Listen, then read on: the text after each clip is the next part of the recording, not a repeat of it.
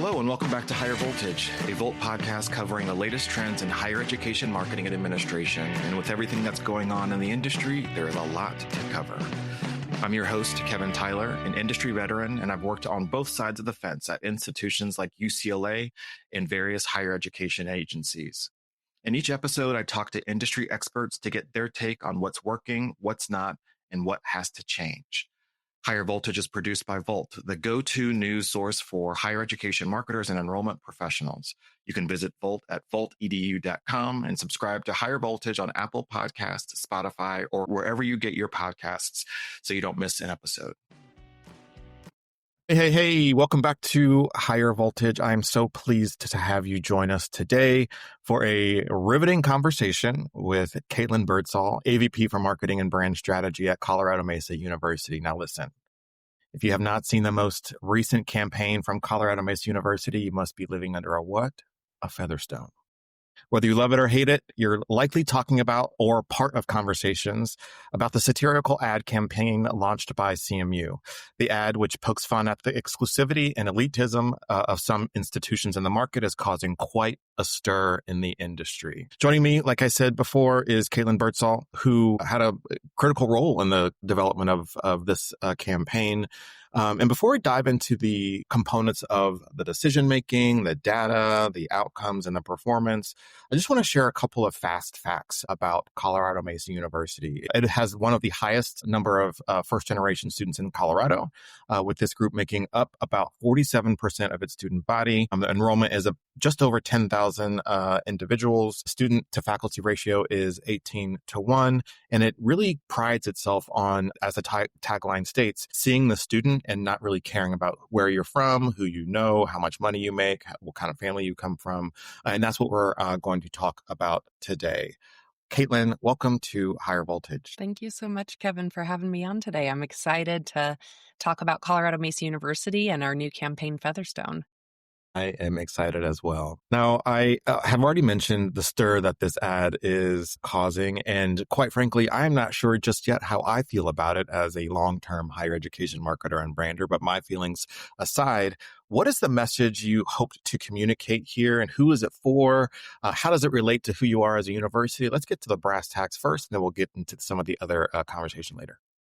Yeah, I have to say it's been really interesting and fascinating to see the conversation that's happening around the campaign now that it's launched, and specifically with higher ed marketing experts and just higher ed executives in general. We knew when we were making this spot that it would not be for everyone. We knew some people would love it. We knew some people would hate it. We knew some people wouldn't understand it. But I think because the spot really does have a through line and ties back to our values, our vision, and our mission as an institution, that we were okay with taking that risk, if you'd even want to call it that. How closely does this align with the positioning of CMU and how it exists in the world in other places? Yeah, so really for CMU, we are student focused, and the students we serve are, 47% of our students are first generation. When you say that, it's like first generation, the first in their families to go to college. And there's 47% of our student body that fit that category. We also serve a higher proportion of lower income students, students from rural areas of the state. And so because of the students that we serve, we find it's important to be able to break through to them and show them the value of higher education and do it in a way where hopefully we don't take ourselves so seriously.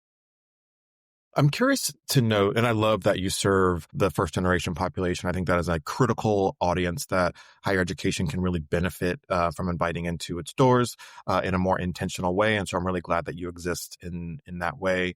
I'm curious if this ad is positioning CMU as anti-elitist. Is there an institution that Featherstone University, affectionately known as FU, is standing in for? It's not. I think that was very intentional that we didn't want to call out any one higher education institution. But I think there is a stark contrast between a lot of the elite and Ivy League universities and CMU, and that's okay. that we offer different things, that we have different priorities, and we have different students that we serve.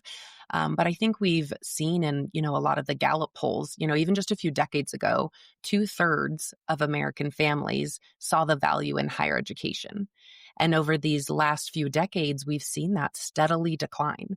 And right now, I think it's around 25%, maybe 30%, believe and trust that higher education is fulfilling what it needs to be doing for our society and to better our society and to serve the people that we serve. And that's a real problem and an issue. I'm grateful that I've had the opportunity to work on a campaign that's willing to tackle something so important and do it in a way that hopefully breaks through and shows that, in higher ed, you don't always have to be so serious, even when we're talking about serious issues.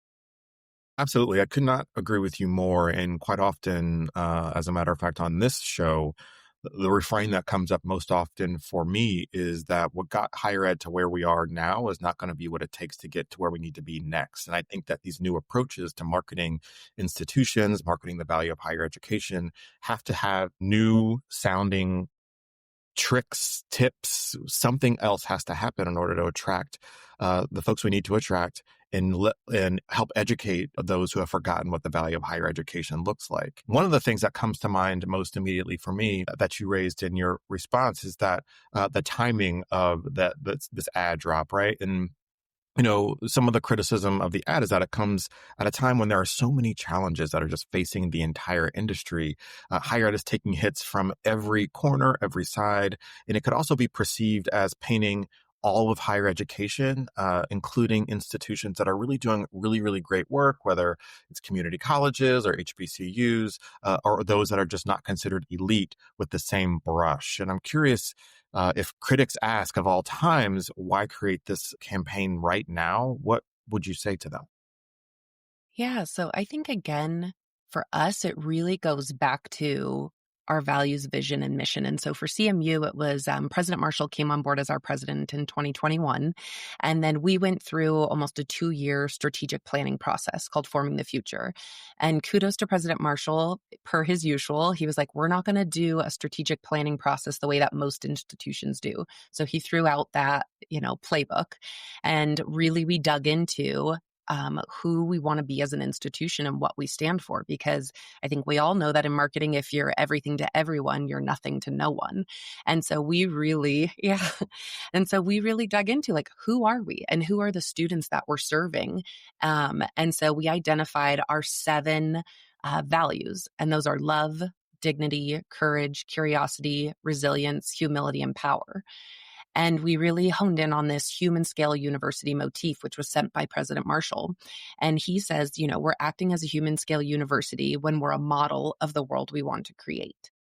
And as we were working through that process, we had a faculty member who I really appreciate was like, well, who are we to say what world we should be creating? How should you as the president or us as an institution be the ones deciding that? And so that's where our 7 values came from. And we literally had a group of 47 faculty, staff, and students that wordsmithed definitions to all 7 of those values. And as anyone in business knows, wordsmithing with a group can be painful. What are you talking about? But I have no idea what you mean. yeah. Well, we did. We came up with definitions that are true to CMU. And what we've, ultimately decided is that if we're embodying these values, even if imperfectly, that we will start building a model of the world we want to create. And so, that was really a foundational piece. And then President Marshall, again, in his tenure, he's saying similar things to this while he's out on the road. So we did the CMU Promise Tour. So a lot of institutions have a promise. Ours is that if your family makes $70,000 or less and you live in Colorado, we'll cover your tuition, full stop. But President Marshall was like, I don't want to just have this promise. I want to make it meaningful. So he actually hit the road and visited, I think, almost 20 different high schools here in Colorado. And he said, he's like, I don't want to go to the high schools that everybody goes to. I want to go to those rural, kind of forgotten places to have the conversations and deliver this promise. And so he went to Nucla, Natarita.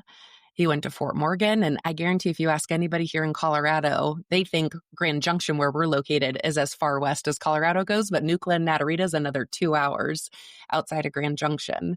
And he went to these very small, rural, kind of forgotten communities, and he had conversations with students there. And listening to him talk about the real problems that these students are facing and the challenges that they face day to day, not only on deciding whether or not to go to higher ed, but it's like, am I going to work to help support my family? Or am I going to be selfish and pursue a higher education degree that will hopefully pay off in the future? But, these were real conversations that he was hearing. And so for him, it just reinforced our mission and the students that we're serving. And so he came to our team, which is led by our VP for Communications, David Ludlam. And he's like, I'm out here on the road. I'm talking to students and I'm telling them the truths about higher ed and that here at CMU, they have a place to belong. We'll find a way to make it affordable. We'll find a way to make it accessible. And he's like, I want to see that same messaging reflected in our advertising. And so really it was a challenge from President Marshall of, find a way to take what I'm communicating to students and to parents and to counselors and to community members and donors and find a way to put that into our advertising and have it break through. And it was a challenge for sure. I bet. I mean, it's really great to hear that there's a president willing to make that kind of investment to understand the communities that are in the state that he serves without even them being students on their campus just yet. I think that really means a lot, right? Going where people are and meeting them where they are for these kinds of really important conversations. And I would love to get into the development of the ad, right? I've been the lucky beneficiary of being in rooms working at agencies as ads are, being developed, thought through, conceptualized, which is an incredibly inspiring and exciting kind of room to be in of creativity of that level. We talked a little bit about the qualitative data, right? His conversations around the state. I'm curious what other data you use to inform the tone, the personality of this ad, what it aimed to do, the target. Can you share some of that information? Yeah. So I've been at CMU for a little over 9 years now. And I've said this is by far the most challenging project I have ever worked on. And so far, one of the most gratifying. Because I feel like for all of us, there's not always this opportunity where everything lines up perfectly to be able to execute a campaign like this. And so this has been, challenging to say the least, but also incredibly gratifying. And, starting from the beginning and your question around data, I find that to be a great question, but people might be surprised by the answer that, there wasn't a lot of data supporting this strategy. For us, it really did go back to those values, our vision, our mission, and what President Marshall kind of tasked our office with accomplishing with this campaign. And I think that's a good lesson that I learned through this process is that if you're creating a campaign that really ties back to who you are as a brand, as an institution at your core, then you're on the right track. Mm-hmm. And like I said, some people love it, some people hate it, but we know that we're on the right track and didn't have to do a ton of, data to support what we wanted to do because we know that it's who we are as an institution and it's just saying it in a way that will hopefully catch people's attention. Which clearly it has. I think it's working so far, Yeah. but we still got a ways to go. So 100%. Yeah, totally. Gate has been a very powerful message one way or another. I'm curious, was this an institution-led effort? Was it agency-led partnership? How did this come together? Yeah. So, we're kind of a small but mighty internal marketing team. And so I have to give kudos and shout out to my team that really played a role in, I think, taking President Marshall's charge and running with it. And then we did work with a number of creative partners, an agency, a production house, a creative director. And then one that I absolutely love is that end scene where our hero kind of walks onto CMU's campus. That was actually filmed by some of our CMU Tech digital filmmaking students and alums. So part of CMU, part of Colorado Mesa University, is also CMU Tech, which offers our career and technical education programs. And so we were able to work with current students and alumni of that program to film that kind of last 5 seconds of the spot. So they got to play a role in it, and they've all been over the moon to get to see, their work out there in a real campaign. Of course. How dope is that? I love that. to incorporate student expertise in efforts like this? Because, like, what better storytellers are you ever going to have than the students who already attend your institution? One other thing I thought that is an interesting is in the end, we have a couple of students that are standing on campus to welcome our hero. And one of those students is Leilani Domingo. She's our Associated Student Government President.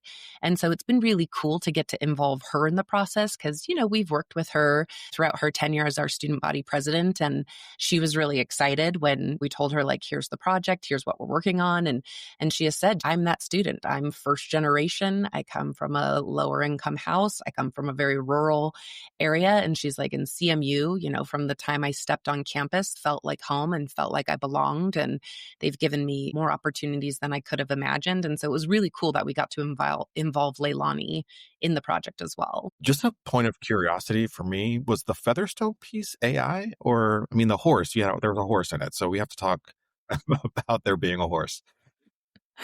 So no, in our 90-second, commercial that we have for Featherstone, there was no AI. That was all filmed and edited.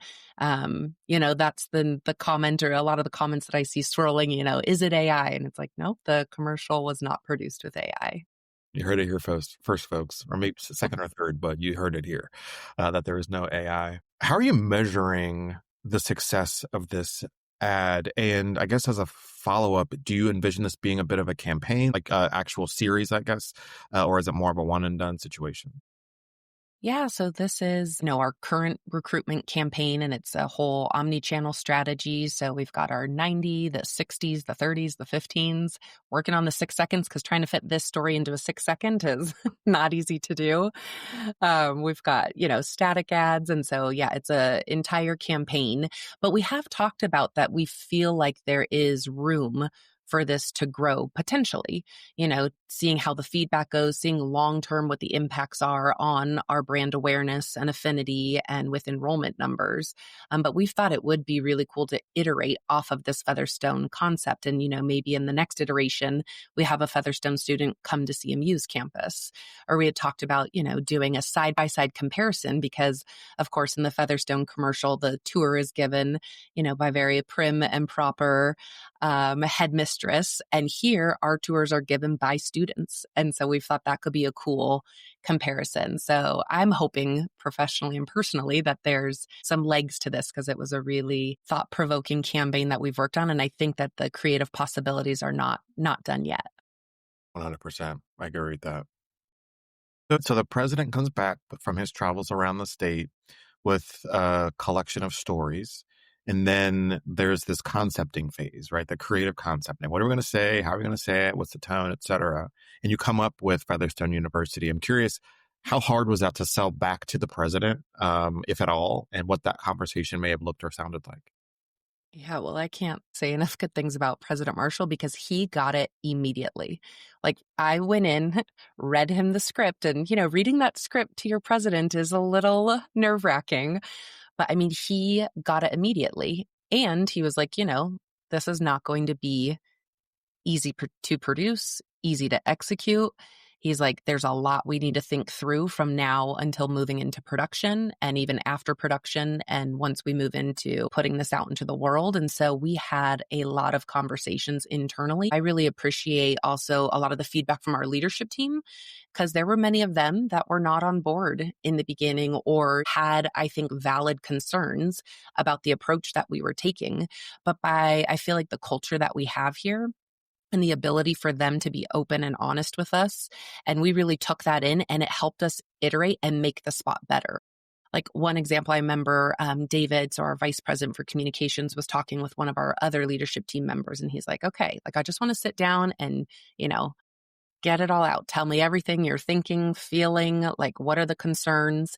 And, one of his concerns he brought up was in the beginning, he was like, I feel like there's too much of an emphasis on the joke and not enough on the hero and their journey. And that was great feedback because there was a little bit too much emphasis, if you can imagine, in earlier renditions on the joke. And through his feedback, it was really insightful. And we were able to iterate creatively because we were early enough on in the process. And it helped us actually get better and made the spot better in the end.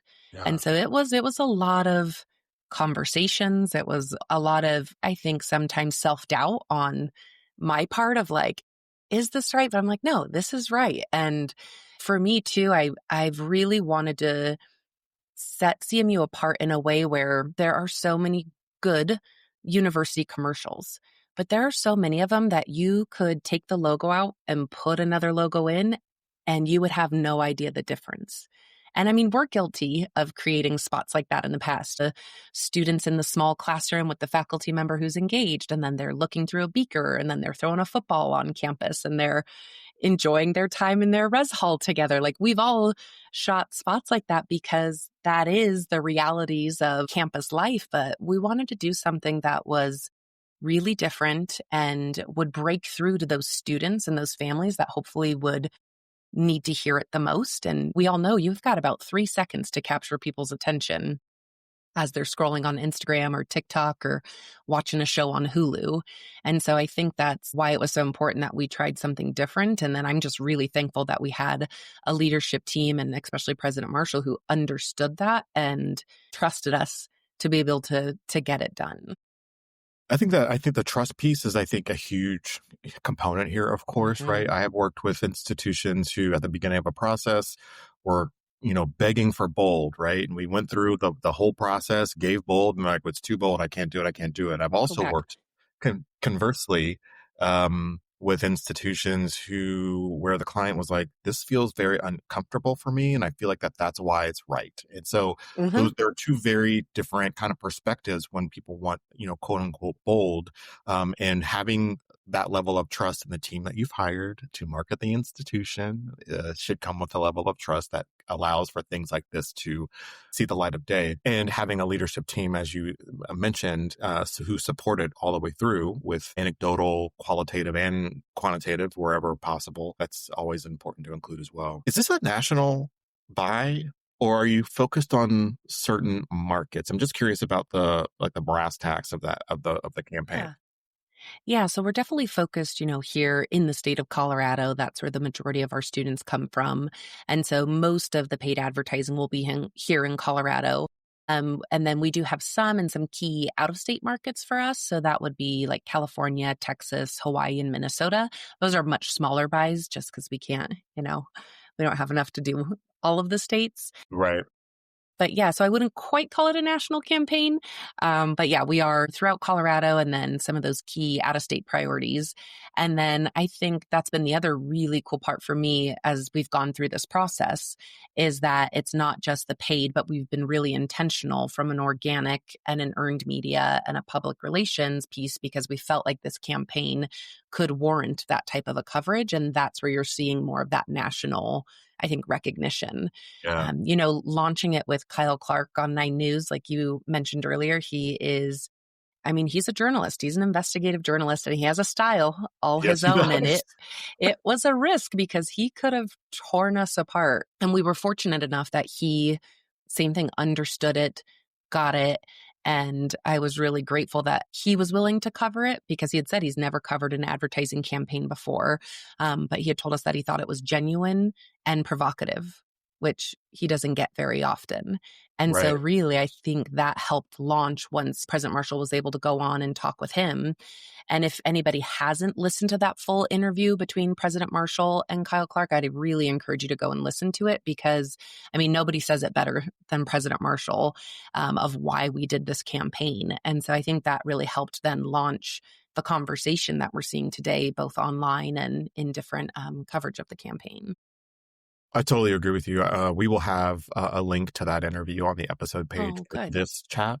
Because I do think it's important to hear the president's perspective. And I Hmm. really think that it's incredible that, as you say, an investigative journalist of the caliber of Kyle Clark, who, pulls no punches, absolutely no Yes. punches on a regular Uh-huh. basis, having this kind of conversation with the president about this campaign, I think adds, I would not say legitimacy or validity, but a certain Hmm. weight to the conversation that makes it feel a bit more important than if it was just kind of a, beat reporter saying, here's a new ad from Yeah, Featherstone University. I'm just I kidding. completely agree.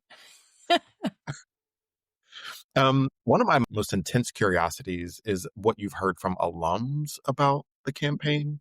What are they saying? Yeah, so I would say 99% of the feedback that we're receiving has been positive, and people are like, "I love it," and it's so CMU. Or glad somebody's saying it and doing it. It was funny, and they're like like the satirical, humorous nature of it is so refreshing for higher ed. And so I would say about 99% has been positive. And then, yeah, there's the 1% who either don't quite understand it or they don't love it or, they don't think it's quite right. But like I said, when we started this process and, chose this creative concept to move forward with, we knew that there'd be some that didn't love it. But I would say for the most part, it's been pretty positive. And I can say personally, this has been the first time where I've actually had people stopping me or reaching out to me and asking about it, which just personally is really cool. Cause as a marketer at heart, you hope that the work that you work on breaks through and people actually pay attention to it. Cause so much of what we create, people just scroll right past it or you skip right 100%. over it. That's And exactly right. so I was like, just personally, it's been really cool. Like I was at my children's gymnastics class on a Saturday morning and an alum stopped me and she was like, "You work for CMU marketing, right?" And I was like, "Yeah." She's like, "Did you have anything to do with Featherstone?" She's like, "I love it." She's like, "It was amazing." And, unprompted. And it's like 9 a.m. on a Saturday morning. And so that type of feedback just personally has been really, really rewarding. And then I think I've really appreciated that both David and President Marshall have continued to send me the feedback they're receiving, whether that's from other higher ed professionals, policymakers, state legislators. And so that's been really refreshing to see that positive take that a lot of people have taken on it. That's great to hear. I'm curious, unfortunately, I did not do much research, which I am now kicking myself in the face for, around how the state legislature has been funding higher education in Colorado. Have you gotten any feedback from legislature, as you mentioned, that's positive or feels like you might be changing the tune or softening the ground for some of the decisions being made at the state house? Yeah, I don't feel like I can really speak to that, but what I can say is that I know President Marshall this year, so every year, all of the Colorado University presidents sign a letter to the Joint Budget Committee saying, we agree with the formula funding. It's great. We're all on board. And this is the first year where President Marshall didn't sign that. Okay. And again, that's, I feel like a risk, but it's a risk that he did that was intentional because for him and really looking at it, he's like, the students we serve need some of the most help, especially when it comes to finances. And the students we're serving need more of those wraparound support services. And yet we are funded at one of the lowest in the state of Colorado per pupil. So I don't know how much that will help us in the future or campaigns like this. But again, I think that's just that through line messaging of who we are as an institution. And it always goes back to the students that we serve and the decisions that we make are really to make a difference for them and to hopefully show them that this is a place where they can have an opportunity for a better life. They'll be able to afford it and that it's accessible for them. I'm really excited about the buzz that is happening around this ad, regardless of how I may or may not feel about it. I think one of my producers and I were going back and forth about like the timing, who it's for. If it hits close to home, maybe you're one of the institutions that exhibit this sort of elitism that we were talking about. If it doesn't hit you close to home, then you are not. Then you're bold and firm in where you stand in the industry. Then you don't have nothing to worry about. I Beyond like the conversational, anecdotal, qualitative feedback you're getting, like the mom at your gymnastics event, what are the KPIs and like what do you like, how are they performing, what do they look like? Yeah, so I would say this is definitely outperforming any of our past campaigns by far. So in week one alone, it was close to 250,000 views across all channels, which is big for us as, pretty Yeah. small Western Colorado university. Of course, we're measuring, I think, all the traditional standard KPIs so for both brand awareness, brand affinity, and then, of course, ultimately, it's our students noticing and requesting information. Are they applying? Are they attending a Mesa experience? And ultimately, are they enrolling? So that we won't know, obviously, for, Yeah, of course. quite a few months. But I think those initial KPIs around the brand awareness has definitely outperformed anything that we expected or anything that we've done in the past. That's so great. And I guess one other thing I would just add to that is obviously the earned media coverage. I mean, we've never had Forbes magazine. I've never had a podcast reach out to interview us about any of the advertising campaigns we've done in the past. And so I think that was also a goal on the onset of this campaign, was to spark a conversation and to get people talking. And I think we've accomplished that by seeing the coverage that it's received and seeing a lot of the conversation that's happening online. It occurs to me, one of the drums I bang on this show is that the things that we talk about in our marketing materials and assets have got to be reflected in the actual on the ground experience for the student. And I'm curious if there was any sort of like fine tuning or restructuring of student services, how we talk to first gens, like the things that you stand for already. Did you have to audit that at any point to like make sure that we were living up to the messages that were being deployed into the market? Luckily, again, for us, I think because we went through that strategic planning process, and now that President Marshall is in his fifth year as his tenure, and previous to him, our President Emeritus Foster, he was here for 17 years, and they really laid the foundation for those support services, for our admissions teams, for the experience that students and families have when they come here. And I hear it all the time from people and from our admissions teams that when people set foot on our campus, it's like you get this feeling, and people usually can't put a word to it, but we know that's one of the biggest indicators of somebody that will enroll is if they come and visit campus, because I think they really feel it from the admissions welcome team to the student tour guide to if they run into President Marshall on campus or any staff member. There's just a level of service here at CMU and a level of putting the student first that I think is really like palpable. And so we didn't have to do a lot of changes on the ground because a lot of that structure and foundation was already in place. I mean, we can always improve, of course, or there's, going to be off days that we'll have. But I have to say kudos to our internal teams because they are really mission focused and student focused in what they're doing. That's really great to hear. It's hard being a college or university president. Higher education leaders face tough choices, and the best path forward isn't always clear. Neither is how to communicate about the choices that an institution has to make. Trusted Voices explores the complex intersection of leadership and communication.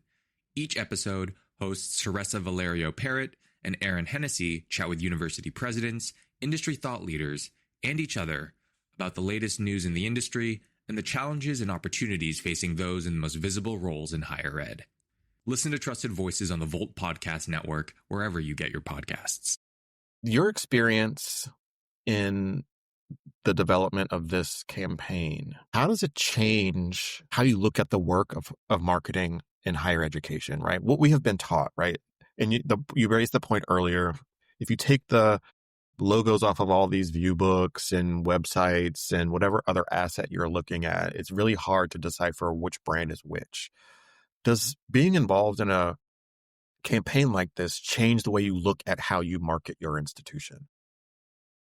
I think definitely. And it's hard to like really quantify it, but I think it's just reminded me of that authentic piece of who we are and bringing it back to CMU at its core. So as long as we're doing that, whether it's in organic efforts, paid efforts, print efforts, as long as it comes back to those values and our vision and our mission and putting the students first, I think that that's really important.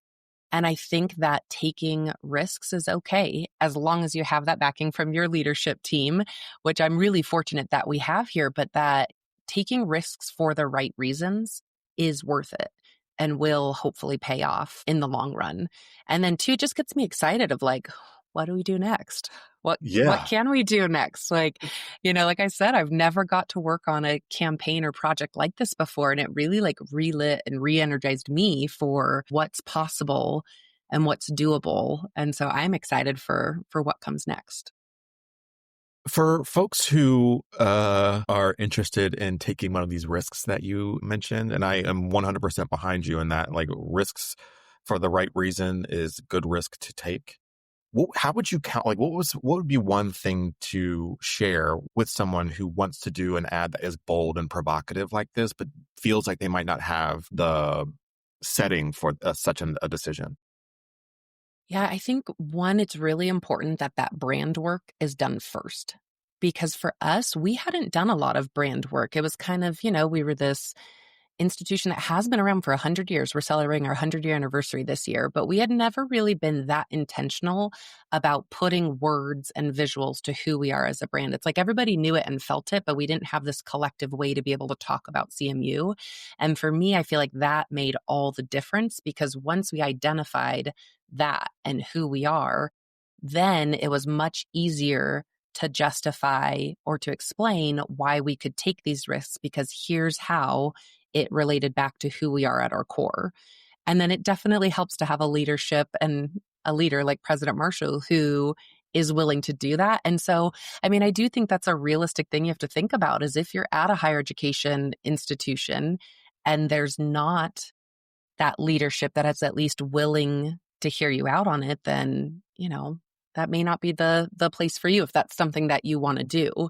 I feel really fortunate. I've been here 9 years, so obviously I enjoy CMU and the work that we do, but that's one of the things that I've loved even from the first day I came on as a staff member here, is they're like, we are willing to take the risks for the right reasons. And, our students are important. So breaking through to them, whether that's through communications or marketing or a visit experience, like, let's do it for them and figure out a way to do it. We've always been pretty scrappy over here, and so we figure out a way to get it done. So great. And finally, the question that I ask every single guest that comes to Higher Voltage is this. It is, what do you think higher education is going to look like in 5 or 10 years? That's such a heavy, I know, right? question. Yeah, it's so heavy. I know. I'm like, I think what I've seen here at CMU is that it's, again, meeting the students where they are. So whether that's through programming, like we have, of course, baccalaureate, master's, and doctoral degrees, but we also have CMU Tech, which offers certificate and associate degrees in HVAC and welding and aviation. And those are just as important as a baccalaureate and a master's and a doctoral. It's about, what does the student and their family need? What does our community need? We have such great partnerships with our local governments, with different businesses and organizations, and we are very lock in step with them of like, what are the needs that you're seeing? And then we work to develop those programs. So I think it's really those higher education institutions that can be nimble, can listen to what students and to what their communities need, and then be able to meet them where they're at, no matter what that is that they're looking for. And rather than us telling them what they need, we do a little bit more listening and then activate and get nimble and offer what they need. I'm here for it. Every word that you just said.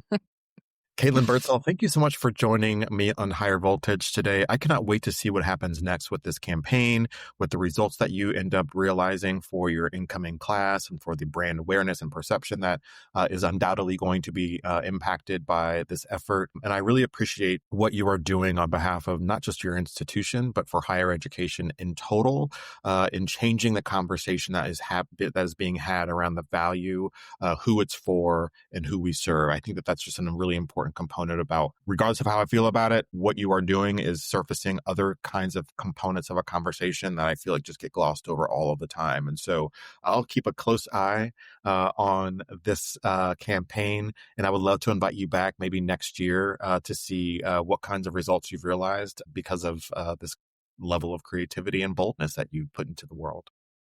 I would love that. Thank you so much. Thank you for having me on, Kevin.